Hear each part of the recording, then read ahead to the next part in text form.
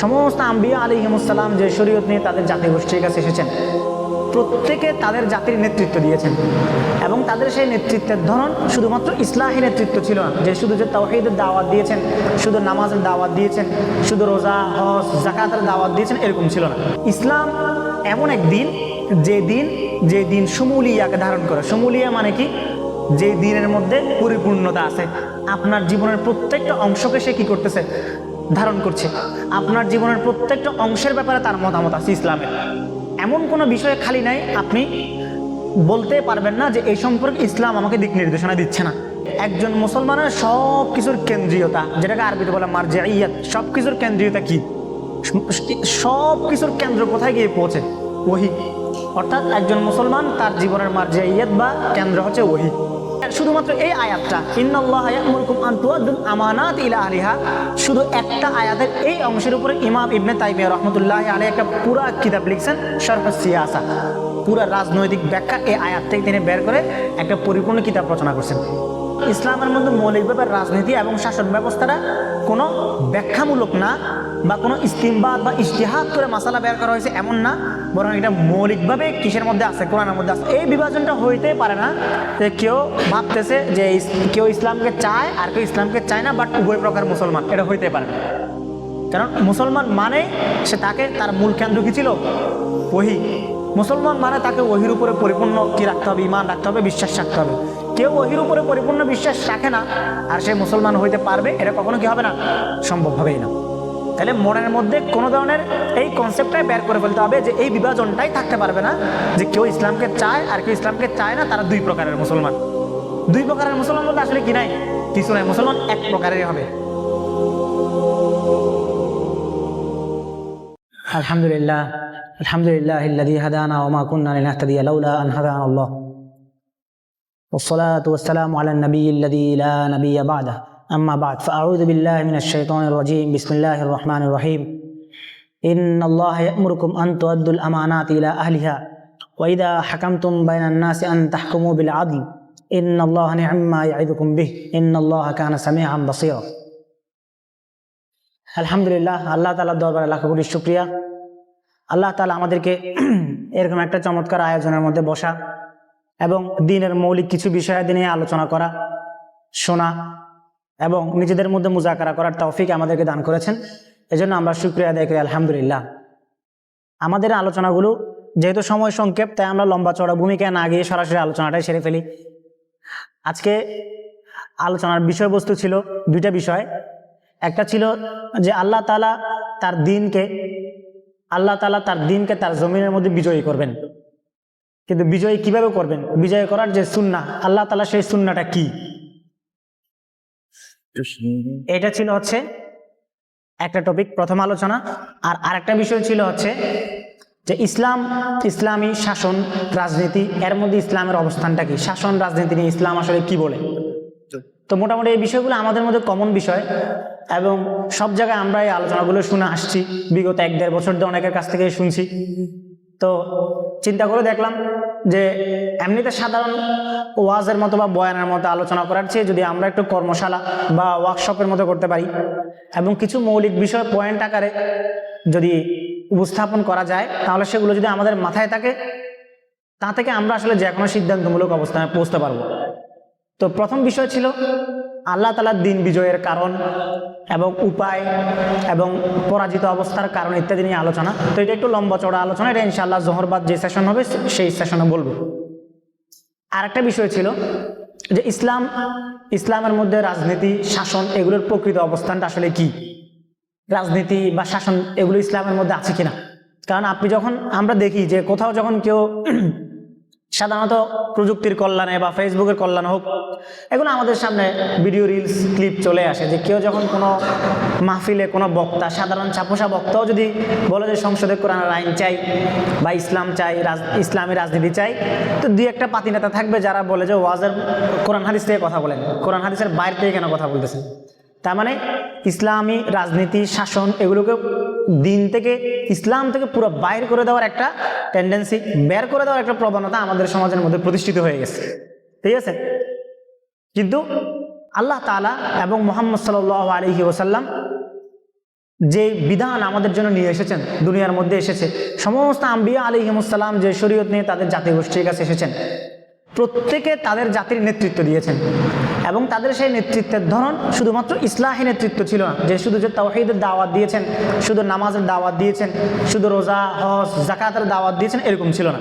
আপনি যদি হাদিস দেখেন, স্পষ্ট হাদিস পাবেন যেখানে রাসূল আকরাম সাল্লাল্লাহু আলাইহি ওয়াসাল্লাম বলছেন, কানাত বানু ইসরাঈল তাসুসুহুমুল আম্বিয়া, যে বনি ইসরাঈলের অবস্থা এমন ছিল যে তাদেরকে তাদের নেতৃত্ব দিত তাদের নবীরা।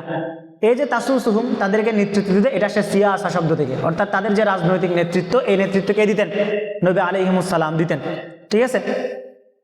এবং ইসলাম এমন এক দিন যে দিন শুমুলিয়াকে ধারণ করে। শুমুলিয়া মানে কি?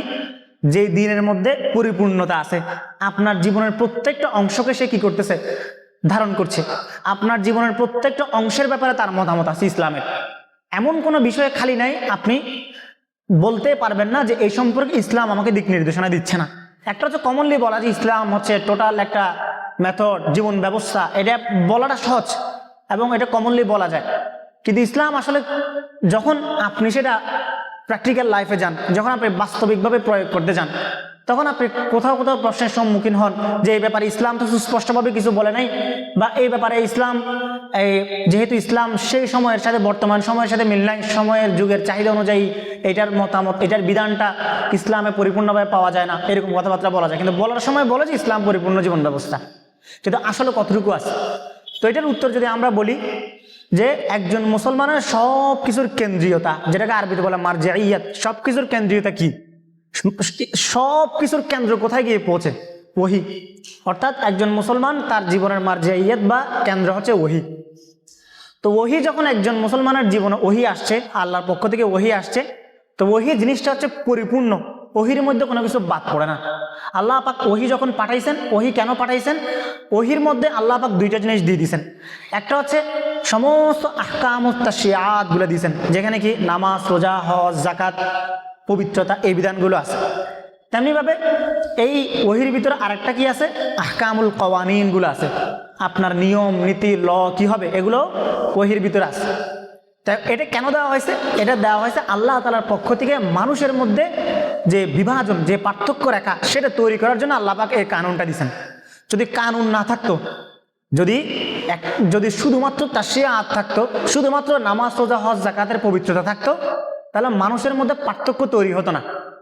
পার্থক্য তৈরি হতো না বলতে প্রত্যেকেই এই কথা বলতো যে ঠিক আছে, ইবাদত করা, সাধনা করা, ধ্যান করা, আল্লাহকে পাওয়ার জন্য দৌড়ঝাঁপ করা, আল্লাহ তাআলার নৈকট্য হাসিলের জন্য চেষ্টা চরিত্র করতে তো কারো কোনো সমস্যা নাই, সবাই সেটা করতো।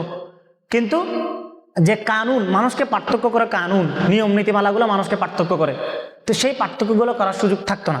অথচ আল্লাহ তাআলা কোরআনের মধ্যে বলছেন যে উহুদের ময়দানের মধ্যে আল্লাহ পাক বিপর্যয়ের কারণ বর্ণনা করতে গিয়ে অনেক কথাই বলছেন, কিন্তু একটা গুরুত্বপূর্ণ পয়েন্ট আল্লাহ তাআলা বলছেন লিয়ামিজাল্লাহুল খাবিসা মিনাত তাইয়্যিব, আল্লাহ পাক যেন খারাপদের মধ্য থেকে ভালোকে আল্লাহ পাক বাছাই করতে পারেন। অথচ সেটা বিপর্যয়ের সাথে কোনো সম্পর্ক নাই, পরাজিত হওয়ার সাথে, যুদ্ধের মধ্যে নিহত হওয়ার সাথে, মনোবল ভেঙে যাওয়ার সাথে সেটার সম্পর্ক নাই। কিন্তু আল্লাহ পাক সেটাকে আলাদা করে পয়েন্ট করে বলতেছেন কেন? লিয়ামিজাল্লাহুল খাবিসা মিনাত তাইয়্যিব, আল্লাহ তাআলা যেন ভালো থেকে খারাপকে পার্থক্য করতে পারেন।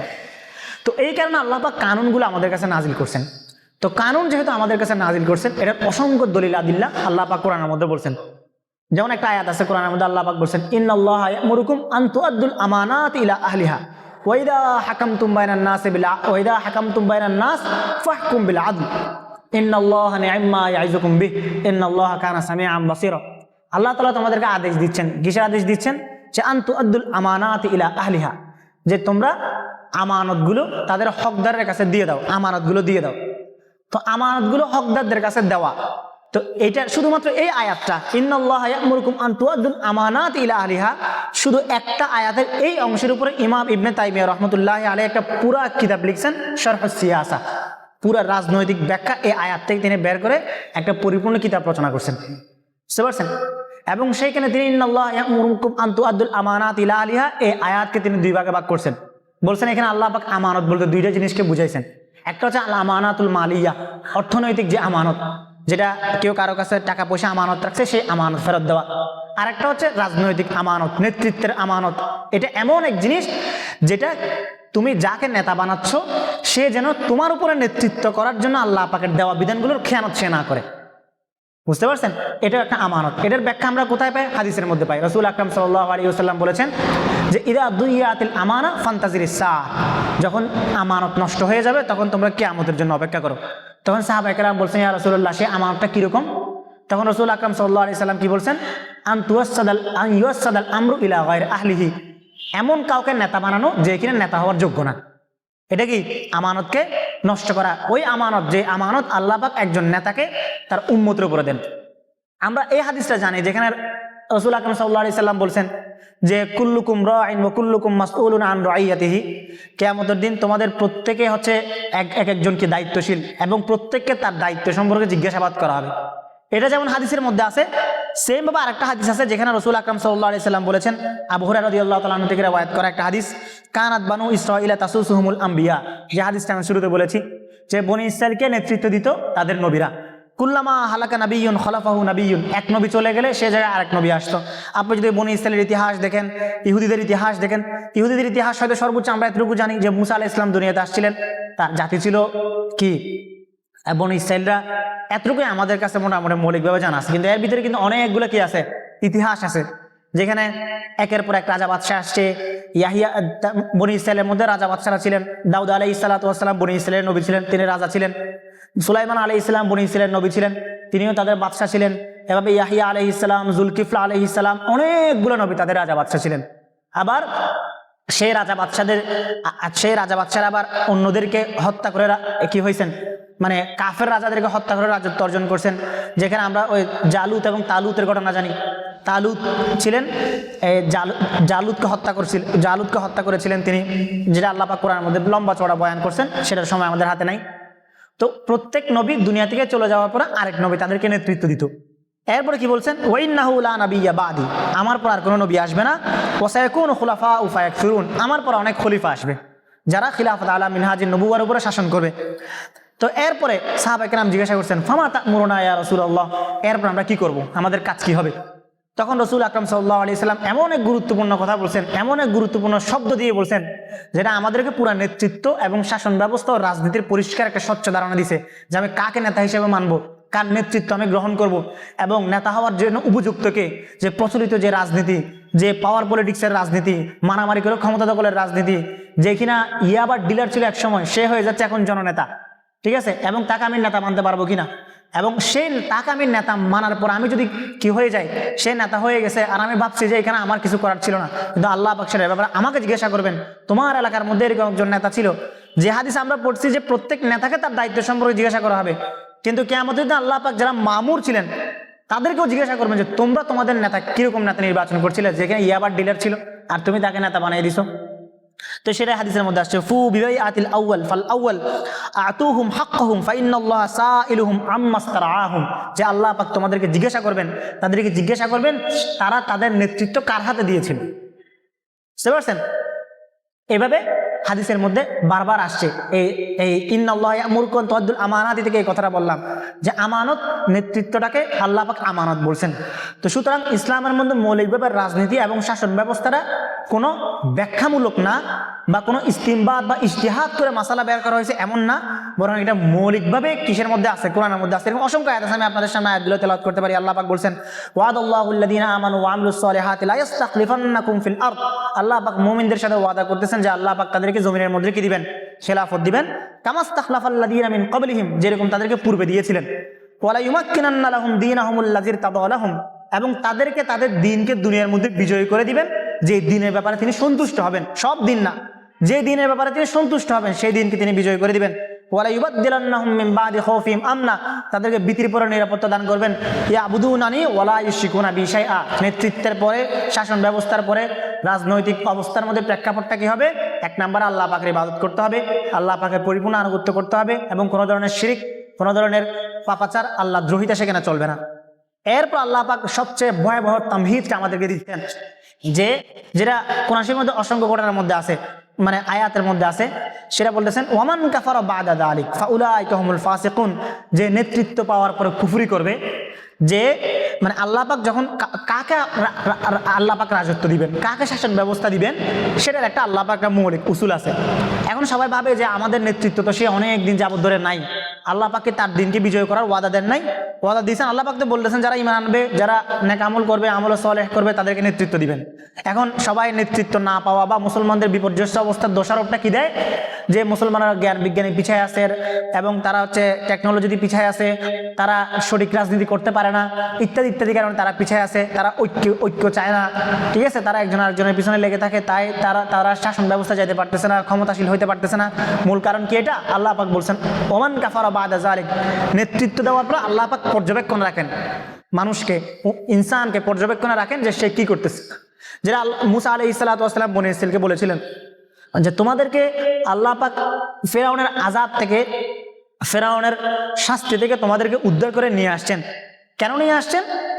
ফায়ানজুরা কাইফা তা'মালুন, যেন আল্লাহ পাক দেখতে পারেন যে তোমরা এরপরে কি করো। শুধুমাত্র নেতৃত্ব পাওয়াটাই মূল লক্ষ্য উদ্দেশ্য, নাকি নেতৃত্ব পাওয়ার পরে তোমাদের কর্মকাণ্ড কি হয়? তো এটা একটা বিষয় যেখানে আল্লাহ পাক এটাকে এক নম্বরে কি বলছেন, শুরু থেকে এক নম্বরে কি বলছেন, নেতৃত্বটা কি? আমানত। দুই নাম্বার কি? নেতৃত্ব পাওয়ার পরবর্তী অবস্থা, সেটা কি হবে।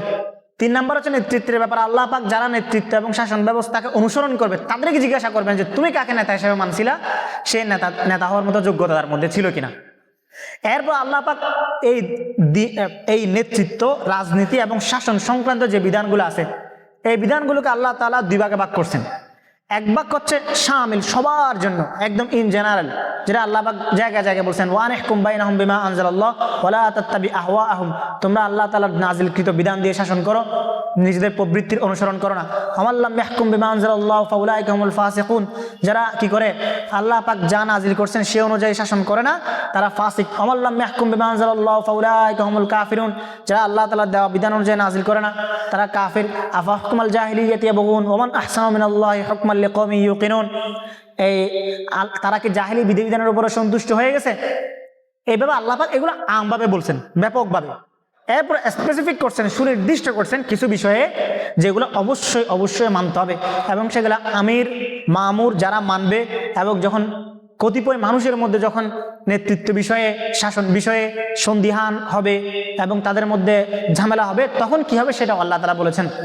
আপনি যদি কোরআনের আয়াতগুলোকে দেখেন, আল্লাহ পাক বলছেন ওয়া আতিউল্লাহ ওয়া আতিউর রাসূল ওয়া উলিল আমরি মিনকুম। প্রথমটা ওয়া আতিউল্লাহ ওয়া আতিউর রাসূল, সামগ্রিক সবার জন্য, তোমরা আল্লাহ এবং আল্লাহ রাসূলের কি করো? আনুগত্য করো। এরপরে দুই নম্বর আয়াত থেকে আপনি বের করেন, দুই নম্বর আল্লাহ পাক বলছেন ওয়া উলিল আমরি মিনকুম, এরপরে তোমাদের মধ্যে যারা নেতৃত্ব থাকবে তাদেরকে তোমরা অনুসরণ করো। এটা কাদের জন্য বলা হয়েছে? যারা মানবে তাদেরকে।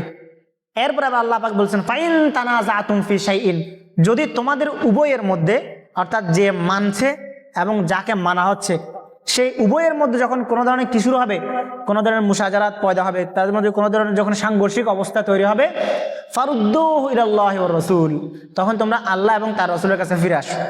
তার মানে সেই সমাধান, সে বন্দোবস্ত কোথা থেকে নিতে হবে? কোরআন এবং সুন্নাহ থেকে নিতে হবে, রাসূল আকরাম সাল্লাল্লাহু আলাইহি ওয়াসাল্লামের দেওয়া সমাধান থেকে নিতে হবে।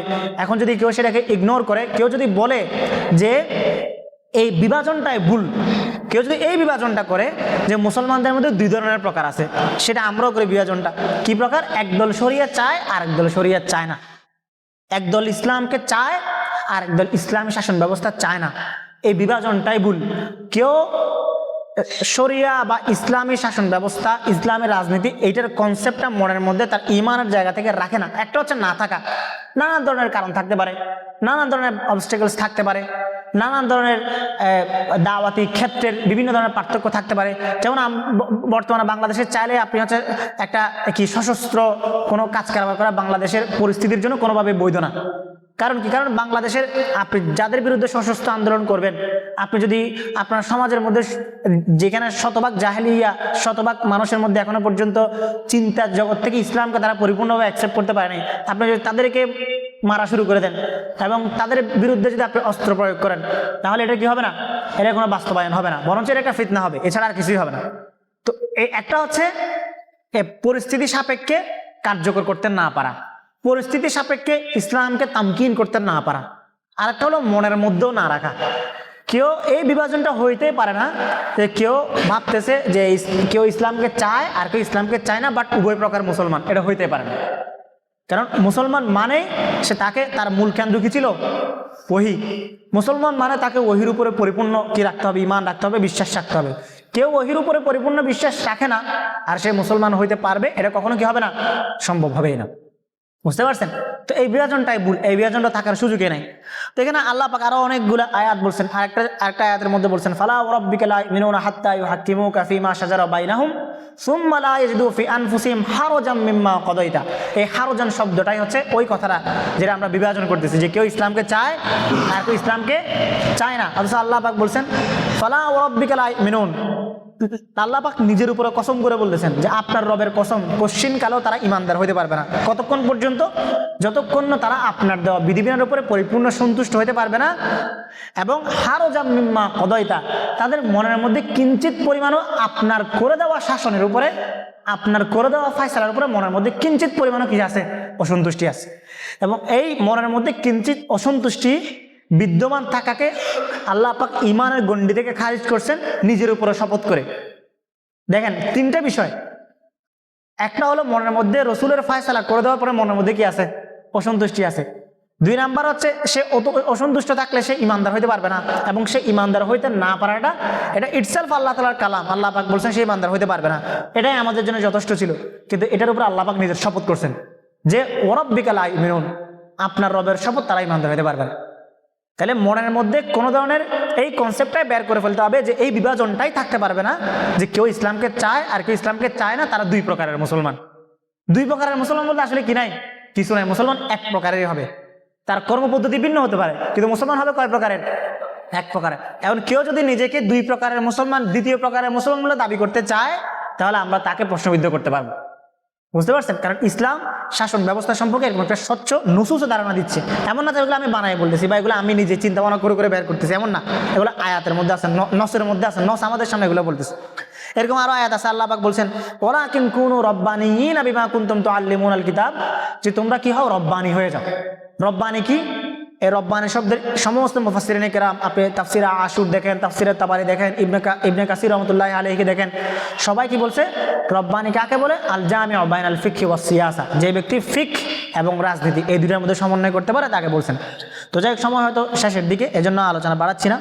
তো এগুলাই আসলে ছিল। এখানে আল্লাহ রাসূল সাল্লাল্লাহু আলাইহি সাল্লাম বলেছেন, একটা হাদিস দিয়ে শেষ করি, লা তাকুমুস সাআতু হাত্তা তামতালি আল আরদু যুলমান ওয়া উদওয়ানা সুম্মা ইয়াখরুজু রাজুলুম মিন ইত্রাতি আও মিন আহলি বাইতি মান ইয়ামলাউহা কিসতান ওয়া আদলান কামা মুলিআত যুলমান ওয়া উদওয়ানা।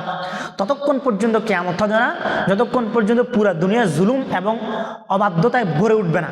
এরপর আমার সম্প্রদায় থেকে একজন লোক আসবে যে কিনা সে জুলুম এবং অবাধ্যতায় ভরে ওঠা দুনিয়াকে আবার পুনরায় ন্যায় বিচার এবং ইনসাফে ভরে তুলবে। ততক্ষণ পর্যন্ত কি হবে না? কিয়ামত হবে না। তাহলে আলটিমেটলি এখানে আল্লাহ পাক কি বলতেছে? আল্লাহ সাল্লাল্লাহু আলাইহি ওয়াসাল্লাম ওই শাসন ব্যবস্থার ধারণা দিচ্ছেন যেখানে ইসলাম পরিপূর্ণ ইনসাফের কথা বলতেছে, ন্যায় বিচারের কথা বলতেছে। ইসলামী শাসন, ইসলামী রাজনীতি মানে শুধুমাত্র হাত কাটা পাথর মারা এটা না।